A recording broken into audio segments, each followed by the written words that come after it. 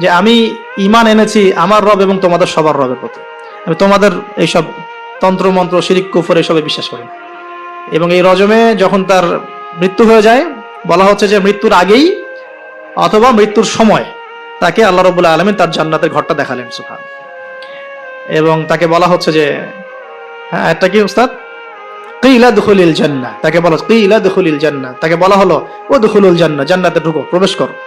কিলা দুখুলিল জান্নাতা, সুবহানাল্লাহ, কিলা দুখুলিল জান্নাহ। তারপরে আমি এই জায়গাটা আসলে খুব ইমোশনাল হয়ে যায় আর কি, মানে আমি এই জায়গাটা পড়তেছি কদিন থেকে। কিলা দুখুলিল জান্নাহ ক্বালা ইয়া লাইতা কওমি ইয়ালামুন, সুবহানাল্লাহ, ক্বালা ইয়া লাইতা কওমি ইয়ালামুন, তখন যে বলছে হায় আমার জনপদ, হায় আমার কওম, যদি তারা জানতো, যদি তারা বুঝতো যে আল্লাহ পাক আমাকে কি পরিমাণ নিয়ামত দিয়েছেন, কোন জান্নাতে আমি আছি, এইটা যদি আমার জনগণ বুঝতো তাহলে সবাই ঈমান নিয়ে আসতো।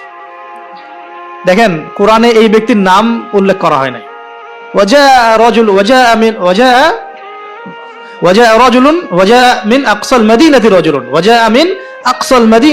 মানে দূরবর্তী জায়গা থেকে একজন লোক ছুটে আসছে, কে সেই লোক আল্লাহর কাছে এটা বড় কথা নয়, মানে নামটা কি সেটা বড় কথা নয়, তার আকীদাটা কি, তার আমলটা কি, তার তাওহীদটা কি, এটা সবচেয়ে বড় কথা।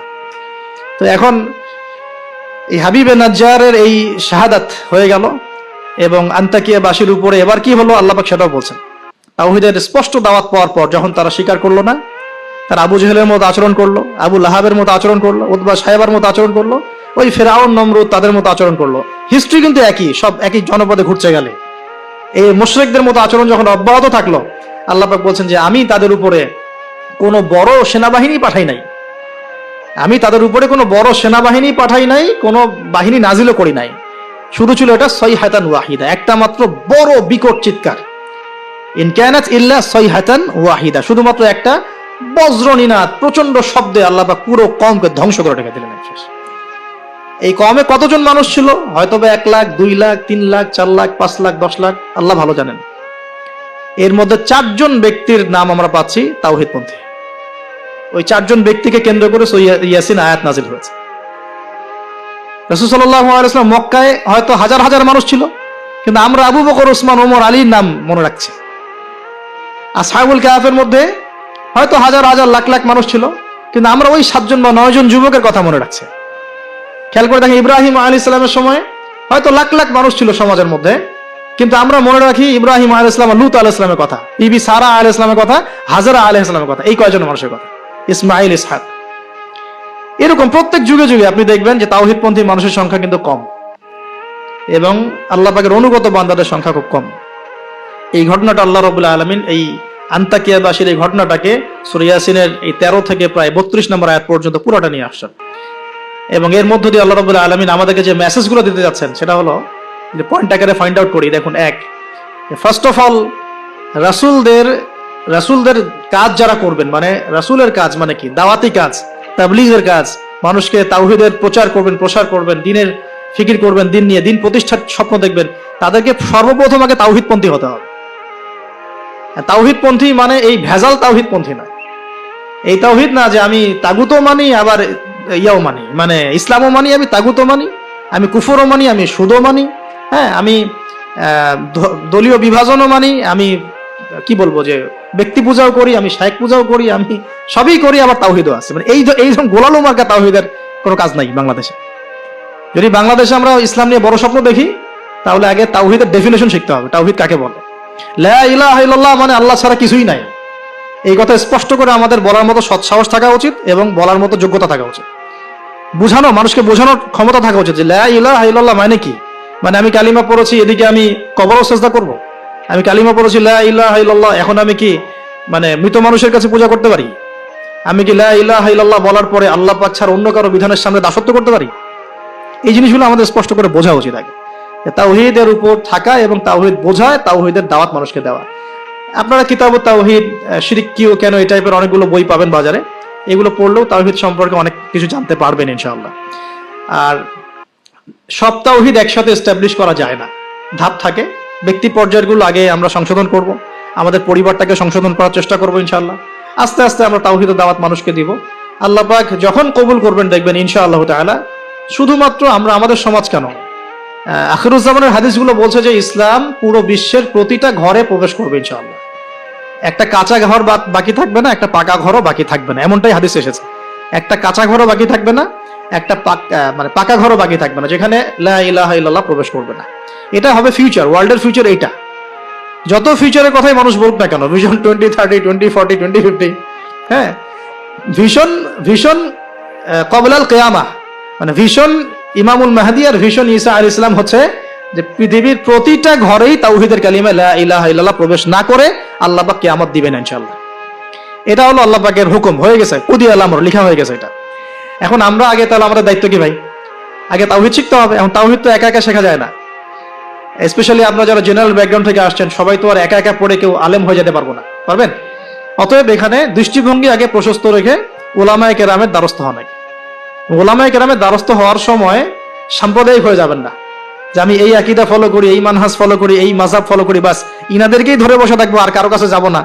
এই চিন্তাটাও ঠিক না, কারণ জ্ঞান কিন্তু সবার কাছেই আছে, জ্ঞান সবার কাছেই আছে। আপনি যদি বলেন যে আমি হানাফি মাযহাবের সব মানি আলহামদুলিল্লাহ, আমি শাফিঈ মাযহাবের সব মানি আলহামদুলিল্লাহ, আহমদ বিন হাম্বল রাহিমাহুল্লাহকে শ্রদ্ধা করি, তার জ্ঞান আমি নিব ইনশাআল্লাহ, ইমাম মালিক রাহিমাহুল্লাহকে শ্রদ্ধা করি, তার জ্ঞান নিব, আপনি অনেক বেশি জ্ঞান পাবেন, অনেক বেশি জ্ঞান পাবেন। আর যদি এত কিছু বোঝার ক্ষমতা আপনার না থাকে, কমসে কম একটা স্কুল অফ থট ফলো করেন, সমস্যা কি? সাধারণ মানুষ, আমার অত কিছু বোঝার ক্ষমতা নাই ভাই, আমি একজন ইমামকে ফলো করি, ব্যাস হয়ে গেল, এতটুকু যথেষ্ট। এখন আমাদের প্রথম কাজ হলো তাহলে প্রিয় ভাইয়েরা, তাওহীদ শেখা এবং তাওহীদ শেখার জন্য উলামায়ে কেরামের দ্বারস্থ হওয়া। আল্লাহ পাক তৌফিক দান করুন। এবং এই জায়গায় আমরা কিন্তু সাম্প্রদায়িক হব না, আমরা সংকীর্ণ চিন্তা ভাবনা করব না, আমরা আমাদের চিন্তা ভাবনাগুলোকে প্রশস্ত রাখার চেষ্টা করবো। আল্লাহ পাক তৌফিক দান করুন, সকলেই বলে আমিন। আসসালামু আলাইকুম। বসেন। 2 নাম্বার পয়েন্ট যেটা আমরা ফাইন্ড আউট করতে পারি, আমাদের প্রশ্নোত্তর পর্ব আছে আবার এবং কুইজ আছে, তো পয়েন্টগুলো একটু মার্ক করে নেবেন, পরে আমাকে কেউ লিখে দিয়েন, কারণ আমি কিন্তু লিখে নিয়ে আসি নাই, আমি বলতেছি আর কি, ঠিক আছে? সেকেন্ড পয়েন্টটা আমরা ফাইন্ড আউট করতে পারি, দেখুন, দাওয়াত দেওয়ার সময় রাসূলগণ কিন্তু ধনী গরিব ভেদাভেদ করে দাওয়াত দেন। হাবিবে নাজ্জার কি ছিল পেশা? একজন কাঠমিস্ত্রি। আমরা তো রিক্সাওয়ালাকে দাওয়াত দিয়ে গিল্টি ফিল করি, আমাদের প্রেস্টিজ ইস্যু হয়, ওকে দাওয়াত দিব কিসের ইসলামে? হ্যাঁ, তো আমরা সমাজে ছোট বড়, ধনী গরিব, পাপী ফাসেক জালেম মুত্তাকি সব শ্রেণীর মানুষের মধ্যে দাওয়াতি কাজ করবো ইনশাআল্লাহ। আল্লাহ পাক তৌফিক দান করুন, আমিন। এই দাওয়াতি কাজটা হবে দুই ভাবে, একটা হচ্ছে অমুসলিমদের মাঝে ইসলামের দাওয়াত, অমুসলিমদের মাঝে তাওহীদের দাওয়াত, ইসলামের দাওয়াত। এখানে তো অমুসলিম সোসাইটি ছিল আন্তাকিয়ায়, তো অমুসলিমদের মাঝে তাওহীদের দাওয়াত, এটা বেশি জরুরি বাংলার মাটিতে, কারণ এখন প্রচুর মানুষ দিন দিন কিন্তু অমুসলিম হয়ে যাচ্ছে, মুসলিম থেকে। আপনারা জানেন কিনা জানি না, যারা পার্বত্য অঞ্চলে, বর্ডার এলাকায়, উত্তরাঞ্চলে বিভিন্ন জায়গায় আমরা তো সফর করি, আমরা তো জানি বিভিন্ন জায়গায় এমনও ঘটনা ঘটেছে যে মানুষ দলে দলে খ্রিস্টান হওয়া শুরু করেছে। দেখুন, রাসূল সাল্লাল্লাহু আলাইহি ওয়াসাল্লাম আমাদের মাঝে এখন সশরীরে নাই, তা তিনি কি রেখে গেছেন আমাদের জন্য? এই দিনটাই তো। আমরা, আমার পকেটেও তাসবিহ দানা আছে, গুনতে সহজ লাগে, আল্লাহুম্মা সাল্লি আলা মুহাম্মদ, আল্লাহুম্মা সাল্লি আলা মুহাম্মদ, এটা গোনা তো সহজ, বসে বসে দরুদ পড়া তো সহজ, কিন্তু রাসূল সাল্লাল্লাহু আলাইহি ওয়াসাল্লামের দ্বীনের হেফাজত করা তো এত সহজ না। তাহলে কোন কাজটা করলে আমরা বড়মুখ করে রাসূলের সামনে দাঁড়াতে পারবো কিয়ামতের দিন? তার দ্বীনের হেফাজত করলে।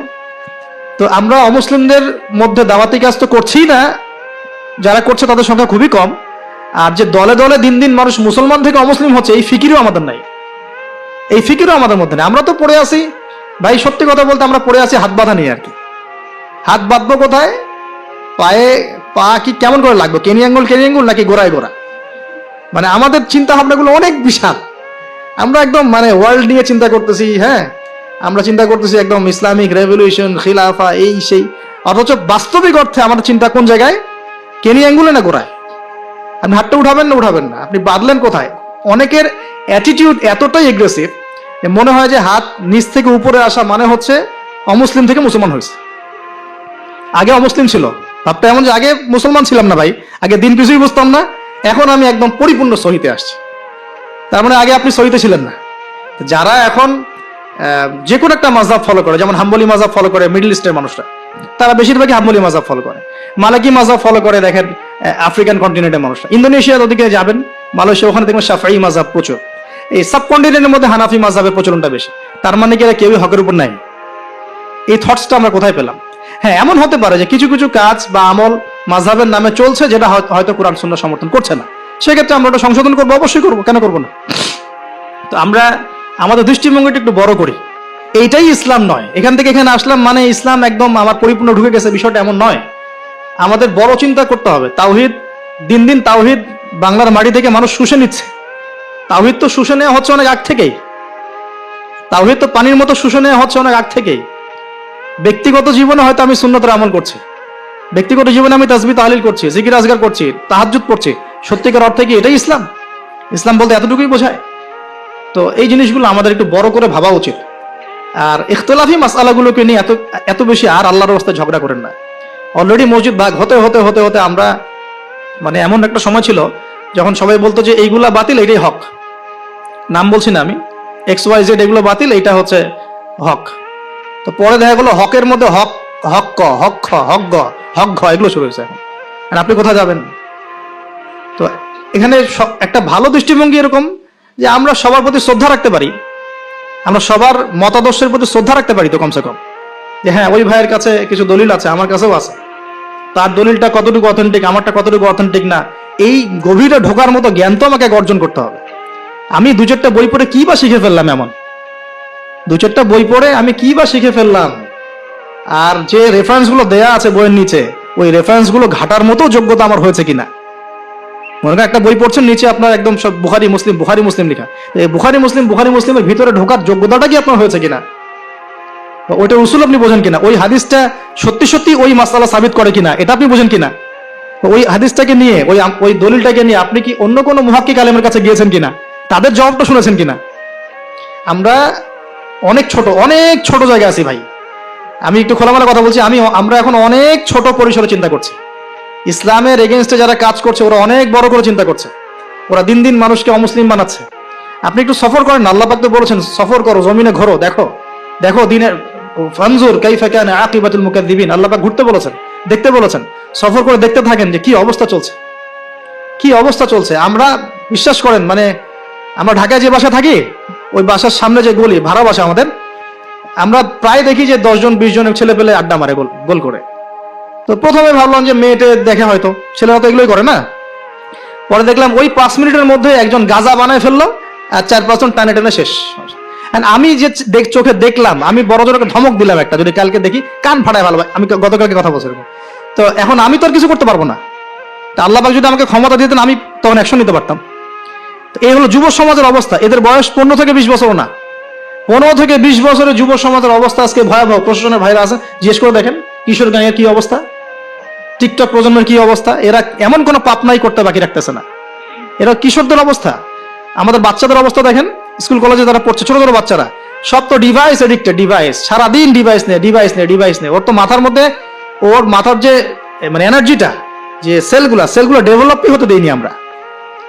ও যে পরিবারে বড় হচ্ছে, পরিবারের স্বামী স্ত্রীর মধ্যে সুসম্পর্ক নাই, হৃদ্যতাপূর্ণ কোনো পরিবেশ সে দেখছে না।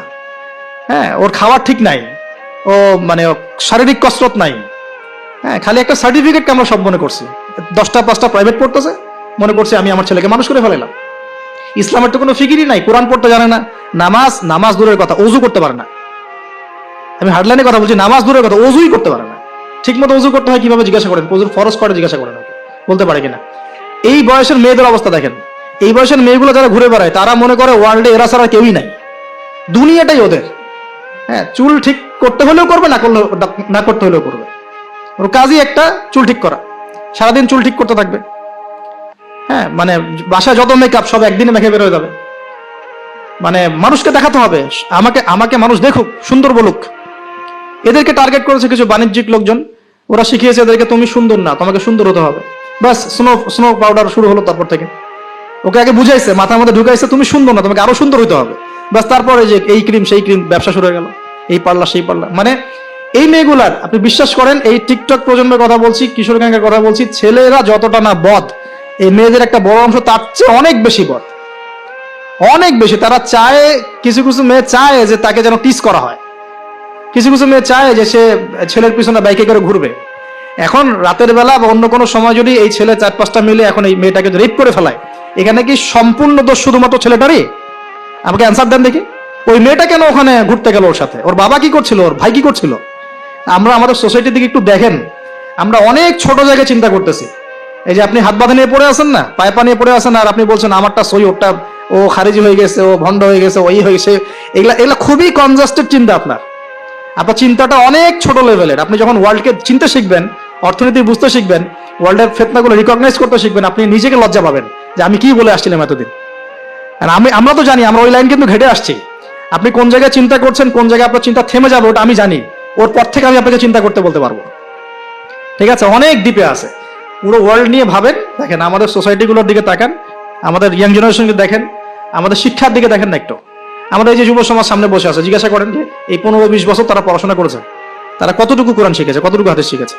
আমাদের এখানে অনেক সিনিয়র ভাই আছেন, আমাদের পিছনে অনেক বরেণ্য ব্যক্তিরা আছেন, তারা এখন আফসোস করেন যে আমাদের বয়স 40 হয়ে গেছে, কোরআন শিখতে পারি নাই, 40টা হাদিস তো পড়তে পারি না, হুজুর এটা কি হবে, এটা কি হবে। এটা আপনি জিজ্ঞাসা করা মানেই তো এটা লজ্জাজনক, যে আমি তাহলে কি করলাম সারা জীবনে। তাহলে শিক্ষা ব্যবস্থার মধ্যে কোথায় সংস্কার দরকার আমাদেরকে ভাবতে হবে, বা আমাদের যারা কর্তৃপক্ষ আছেন তাদেরকে বোঝাতে হবে জিনিসগুলো। অর্থনীতি নিয়ে কি বলবো, এটা নিয়ে বলার তো কিছুই নাই, সব জায়গায় সুদ আর সুদ। অনেক দিন আগে যে বলেছি ক্যাশলেস সোসাইটির কথা, এই ক্যাশলেস সোসাইটি এখন বাস্তব। আপনি চায়নায় যান, আপনি কোনো ক্যাশ পাবেন না চায়নায়। চায়নাতে কোনো ক্যাশই নাই, আপনাকে সব ডিজিটাল মানিতে লেনদেন এক্সচেঞ্জ করতে হবে। পুরো ক্যাশলেস সোসাইটি একটা, এবং এর চার্জের ফলে মিনিটেই মানুষ কোটিপতি হয়ে যাচ্ছে। মিনিটের মধ্যে মানুষ কোটিপতি, জাস্ট চার্জ কাটতে কাটতে কাটতে কাটতে কোটিপতি হয়ে গেছে। ইলেকট্রনিক মানি তো আসছেই, যখন ক্রিপ্টোকারেন্সির যুগ চলে আসবে তখন দেখবেন যে কি অবস্থাটা হয়। তো আমাদের ইকোনমিক সেকশনের এই মানে কি বলবো, যে আধুনিকায়নই বলেন অথবা আধুনিকায়নের শুরুতে সমস্যাগুলো, এগুলো ফাইন্ড আউট করার মতো আলেম ওলামারও ঘাটতি আছে। যখন সমাজে ক্লাসিক্যাল ট্র্যাকের বাইরে কেউ কথা বলে তখন হাসে, হ্যাঁ হাসে যে কি বলতেছে এগুলা, গোল্ড কয়েন, দিনার দিরহাম, এগুলো আবার কি বলে। অথচ দিনার দিরহামের কথা রাসূল সাল্লাল্লাহু আলাইহি ওয়াসাল্লামের সময় থেকে আসে।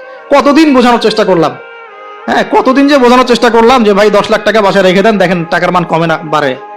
আর যদি 10 লাখ টাকার সমপরিমাণ জমি থাকে আপনার, এটার মান বাড়বে না কমবে। এতটুকু বুঝতে পারতেছি না যে এগুলো সাস্টেইনেবল কোনো অ্যাসেট না। কারেন্সি ছিল গোল্ড, দিনার এবং সিলভার, দিরহাম, এখন সেটা নাই ভালো কথা, কিন্তু আমাদেরকে তো বুঝতে হবে যে আমাদের ফিউচার কি।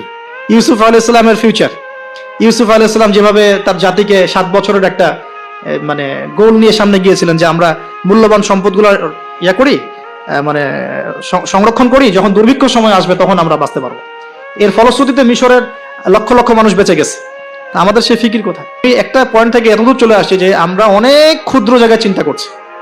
এই যে 1 হাতে মোসাফা না 2 হাতে মোসাফা, আপনার এইগুলা আপনার চিন্তাটাকে এত ছোট জায়গায় নিয়ে আসছে যে আপনি বড় করে এখন ভাবতেই পারতেছেন না।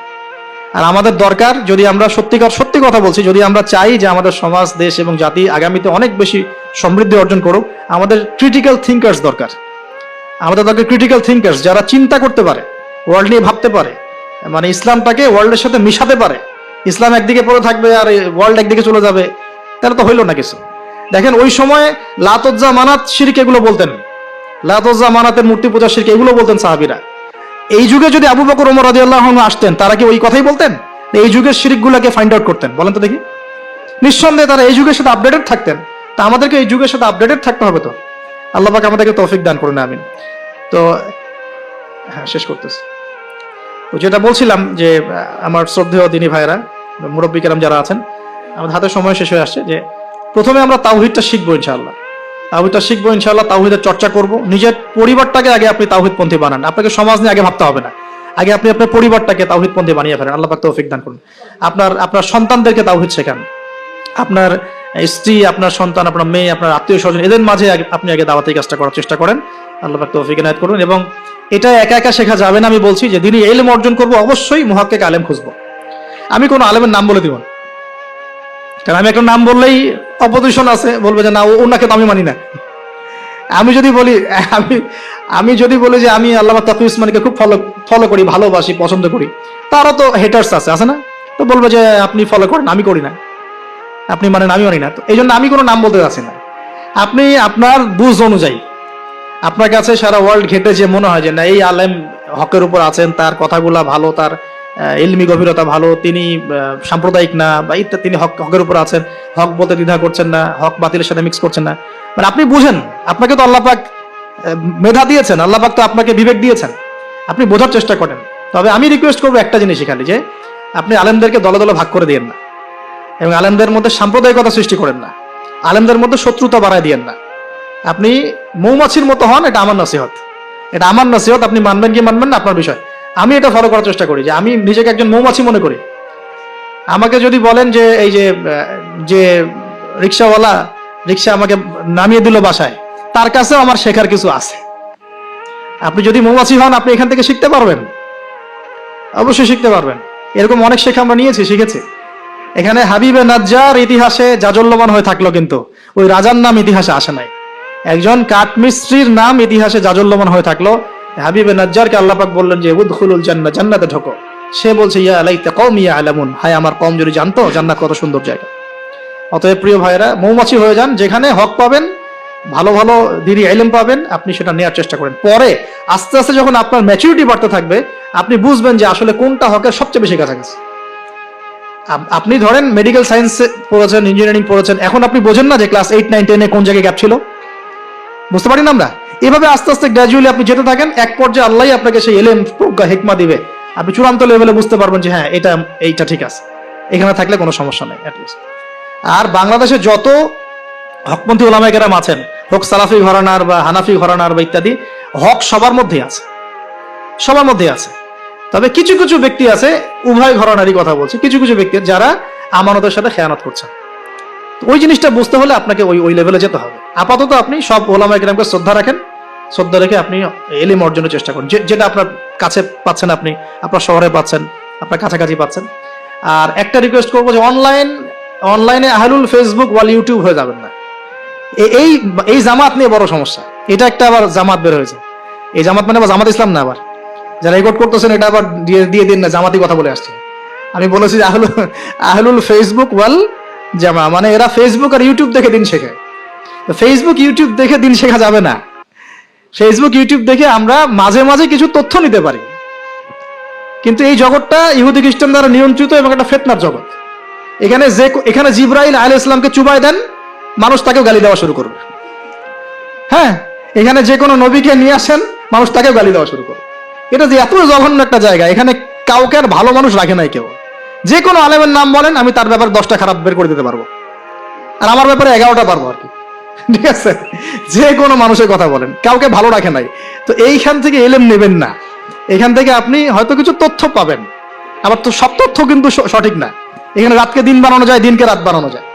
ঠিক আছে, তো আপনি আলেমের দ্বারস্থ হবেন, তার কাছে যাবেন, সিলেবাস বলবেন যে আমি এই লেভেলে পড়েছি, আমার জেনারেল লাইনে এই পর্যন্ত পড়া হয়েছে, আমি এখন এই পড়াশোনা করছি, আমাকে একটা আমার মতো করে সিলেবাস করে দেন। দেখবেন আলেমরা কিন্তু একটা সিলেবাস আপনাকে আপনার লেভেলে করে দিবে। আমার লেভেলের সিলেবাস আপনার সিলেবাস এক হবে না, কিন্তু আমার লেভেলে যে সিলেবাস, আমাকে যে সিলেবাস করে দেওয়া হচ্ছে, সেটা কিন্তু আপনার মতো হবে না, আপনারটা আমার মতো হবে না। আপনাকে আমি যদি বলি, আপনাকে প্রথমে দেওয়া হবে কোরআন তেলাওয়াত শেখার ব্যাপার, নুরানি শিখবেন আপনি আগে, তারপর নাজেরা শিখবেন, তারপর আপনি হিপসে কিছু অংশ হিপস করবেন, তারপরে আরবি, যে এসো আরবি শিখি টাইপের বইগুলো আছে, এসো সরফ শিখি, এসো নাহু শিখি, এগুলো শিখবেন, ক্লাসিক্যাল অ্যারাবিক ল্যাঙ্গুয়েজ শিখবেন, তারপরে আপনি ইবারত পড়ার যোগ্যতা অর্জন করবেন, দেন আপনি আস্তে আস্তে হাদিসের কিতাবগুলো মোতালা করবেন, এইভাবে যাবেন, সিরাত পড়বেন। কিন্তু সবার সিলেবাস তো একরকম হবে না।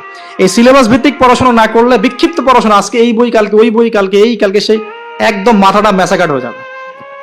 এই বিক্ষিপ্ত মাথা দিয়ে আপনি না কিছু চিন্তা করতে পারবেন, না সত্য মিথ্যা বুঝতে পারবেন।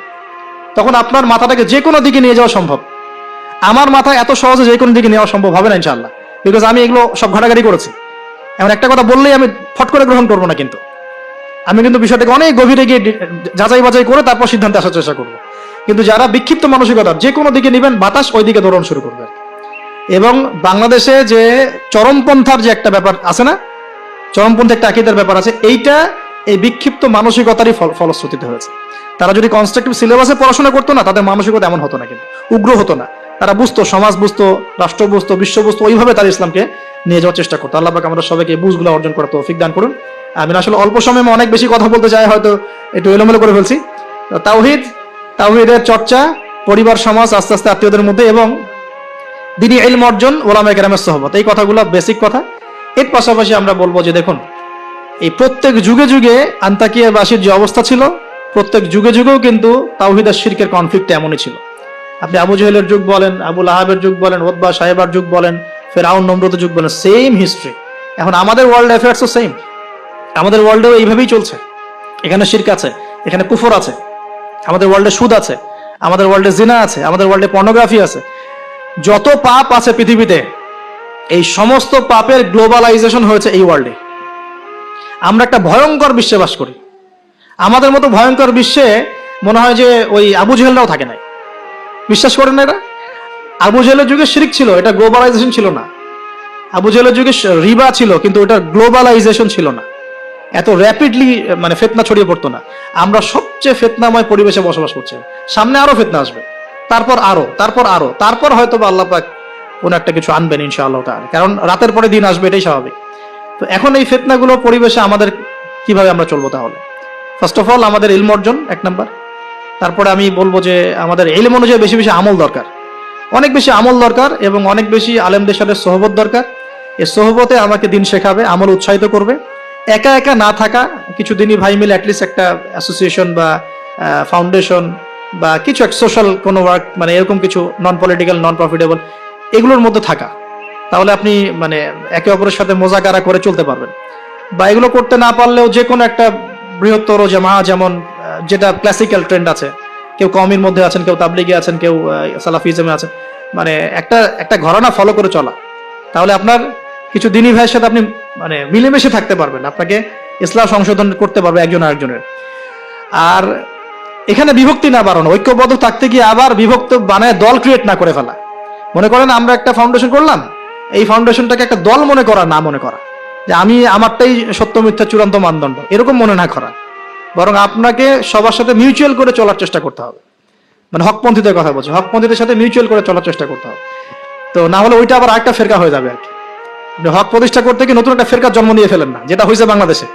বাংলাদেশে হক প্রতিষ্ঠা করতে গিয়ে মানুষ বহু ফেরকার জন্ম দিয়ে ফেলছে আর কি। এমন যে বললাম না, হক ক, হক খ, হক গ, হক ঘ, কেউ কারোর সাথে কারো আবার মিল নাই। হকের কয়ের আমির একজন, ক্ষয়ের আমির একজন, গয়ের একজন, ঘয়ের একজন, এইরকম হজবরল একটা হসপস অবস্থা হলে তো সমস্যা। তো একসাথে থাকবো। শোনেন, এই কথাটা খুব ভালো করে শোনেন, আব্দুল মালিক সাহেবের বই থেকে কথাটা বলছি, আমি অনেক অনেক শ্রদ্ধা করি। মতানৈক্য থাকবে, তার উপর ঐক্য হবে। মতানৈক্য আছে, ওই ভাই আমার ধরেন যে বাবরি চুল পছন্দ করে, আমি করি না। ওই ভাই মনে করেন যে কি বলবো, রফিল আদান করে, আমি করি না। ওই ভাই মনে করেন যে কি বলবো, যে হ্যাঁ জোরে আমিন বলে, আমি আসতে বলি। মতানৈক্য তার সাথে আমার আছে, কিন্তু তারপরেও আমাকে একসাথে থাকতে হবে। এরকম অবস্থায় না আসতে পারলে আপনি বাংলাদেশ কেন, সারা ওয়ার্ল্ড অ্যাফেয়ার্স চিন্তা করে মুসলিমদের ঐক্যবদ্ধ কোনো প্ল্যাটফর্ম বা কোনো রকম রেভলিউশন, এটা আসলে সম্ভব হবে না। বরং এই সুযোগগুলো কাজে লাগায় অমুসলিম যারা আছে, ইসলামের শত্রু যারা আছে, এরা আপনাকে আরো ডিভাইড অ্যান্ড রুল নিতে থাকবে। End of the day you will destroy it, you will destroy yourself, আপনি নিজেকে ধ্বংস করে ফেলাবেন আর কি। আর এরপরে আমাদের এখনকার করণীয় হচ্ছে ফিতনাগুলো রিকগনাইজ করা, আগে ফিতনাগুলো চিহ্নিত করতে শেখা যায়, কোন কোন জায়গায় কোন কোন ফিতনা আছে, তারপরে সেখান থেকে বাঁচার পদ্ধতিগুলো গ্রহণ করা। আর একটা কথা বারবার জোর দিয়ে বলছি আমি, ইলম অর্জনের কোনো বিকল্প নাই, প্রচুর পড়াশোনা করতে হবে। আল্লাহ পাক আমাদের সবাইকে প্রচুর পড়াশোনা করার তৌফিক দান করুন। মনে করেন এখন থেকে নিয়াত করেন যে ইনশাআল্লাহ আগামী 10 বছর আমরা ডানে বামে এত না দেখে পড়াশোনাই করতে থাকবো ইনশাআল্লাহ। খালি পড়াশোনা করতে থাকেন। আপনাকে এখন রাষ্ট্রের দায়িত্ব নেওয়ার দরকার নেই আপনার, আপনি পড়াশোনা করেন, দিনই ইলম অর্জন করেন, প্রচুর পড়াশোনা করেন, করে আপনি ডিনামাইট হন ভিতর থেকে, ঠিক আছে?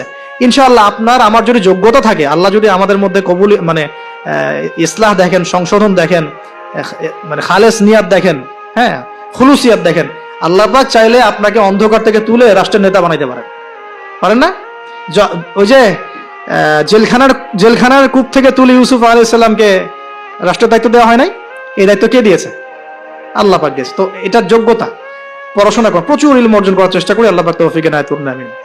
এর সাথে আমলটা বাড়াই, উলামায়ে কেরামের সোহবত এবং তাসকিয়া মানে আত্মশুদ্ধি। ডেইলি আমরা যে কাজগুলো করি এর মধ্যে দোয়া থাকবে, জিকির থাকবে, হ্যাঁ তাসবিহ তাহলিল থাকবে, কোরআন তেলাওয়াত থাকবে। কোরআন তেলাওয়াত মিস দিয়ে না, প্রত্যেকদিন কমপক্ষে 1 ঘন্টা কোরআন তেলাওয়াত করেন, বা 1 ঘন্টা না পারে 1 পারা কোরআন তেলাওয়াত করেন। 1 পারা টার্গেট নেন যে আমি পার ডে 1 পারা করে কোরআন তেলাওয়াত করব। এবং আমার ওস্তাদ আমাকে নসিহত করেন, ওনার নাম হাবিবুর রহমান, উনি বলছেন যে তিনটা কাজ কোনোদিন ছাড়বা না, কোনোদিনও ছাড়বা না। এক হচ্ছে প্রতিদিন কোরআন নর্মাল তো তেলাওয়াত করোই, একটা পৃষ্ঠা হলেও অর্থসহ পড়বে, একটা পৃষ্ঠা হলেও অর্থসহ। এই যেমন 5টা আয়াতের উপর আমরা কিন্তু আজকে আলোচনা করলাম, 4-5টা আয়াতের উপরে অর্থসহ পড়বে। 2 নাম্বার হচ্ছে রাসূল সাল্লাল্লাহু আলাইহি ওয়াসাল্লামের হাদিস 4-5টা করে প্রতিদিন পড়ার চেষ্টা করবে, একটা বিশুদ্ধ বই থেকে। আর রাসূলের সিরাত জীবনী 2-3টা পৃষ্ঠা হলেও পড়ার চেষ্টা করুন প্রতিদিন। এই কাজগুলো করলে হয় কি, ঈমান তাজা হয়। আপনি ওযুর ফজিলত জানেন, অনেকদিন আগে পড়েছেন, এখন ওযু করতে গেলে সেই ফিলটা আপনি পাবেন না। আপনি এখনই ওযুর ফজিলতটা আরেকবার পড়ে যান, দেখেন আপনি ওযু করতে গেলে একটা ফিল পাবেন যে এটা আমার গুনাহ মাফ হচ্ছে। এটা হচ্ছে ইলম অর্জনের ফলে আমাদের কিন্তু ঈমানটা রিচার্জ হয়। তো আমলটা বাড়াই, ডেইলি এই আমলগুলো চালু করি, জিকির আজগার, তাসবিহ তাহলিল, পারিবারিক তালিম করতে পারলে খুব বেশি ভালো হয়। হ্যাঁ, পরিবারে দাওয়াত দিব, পরিবারে আমরা এগ্রেসিভ হব না, পরিবারে অলওয়েজ দাওয়াত দিবেন। পরিবারবর্গ ইসলাম মানে দাওয়াতের পথে আসলো কি না, হ্যাঁ আপনার সংশোধনের পথে আসলো কি না, এটা নিয়ে এত বেশি ওভার ব্লাস্টেড হওয়ার দরকার নাই। আমার দায়িত্ব দাওয়াত দেয়া, বোঝানো, ভাই বুঝিয়েছি, দোয়া করি আল্লাহর কাছে, আল্লাহ যেন সবাইকে হেদায়েত দেন, ব্যাস দ্যাটস অল, আপনার কাজ হয়ে গেছে। এরপরে আমরা আমাদের সামর্থ্য অনুযায়ী দাওয়াতি কাজ অব্যাহত রাখবো। হয়তো ওলামা কেরামের সোহবতে বা যে যেভাবে করছেন আলহামদুলিল্লাহ, প্রতিষ্ঠিত কোনো জামায়াতের মধ্য দিয়ে অথবা ক্লাসিক্যাল ইসলামিক ট্রেন্ডে যে যেভাবে কাজ করছেন আলহামদুলিল্লাহ, এই কাজগুলোকে সমন্বয় করাটাই চ্যালেঞ্জ। বাংলাদেশে প্রচুর কাজ হয় ইসলামের, আল্লাহ পাক কাকে যে কবুল করবেন আমি খুব মনে মনে দোয়া করি আল্লাহ পাক যেন একজন যোগ্য মানুষকে কবুল করেন, যিনি এই দ্বীন ইসলামের যে কাজগুলো দেশে চলছে এগুলোকে যেন ইউনাইটেড করতে পারে আর কি। এইটা চ্যালেঞ্জ আর কি। কাজ যে হচ্ছে না তা না, কাজ প্রচুর হয়, দিনী কাজ প্রচুর, আমাদের মসজিদের অভাব নাই, মাদ্রাসার অভাব নাই, মক্তবের অভাব নাই, কিন্তু বিশ্বাস করেন যে ওই যে ইসলামের ইকামাত, ওই ইকামাতের ছিটা ফোটাও নাই আমাদের মধ্যে। অতএব এটাকে আমাদের মধ্যে আল্লাহ পাক যেন যোগ্য ওমরের মতো কোনো মানুষ দিয়ে কবুল করেন, আমিন। আল্লাহ পাক আমাদেরকে এই যুগের আবু বকর, ওমর, ওসমান, আলী হওয়ার তৌফিক দান করেন, আমিন।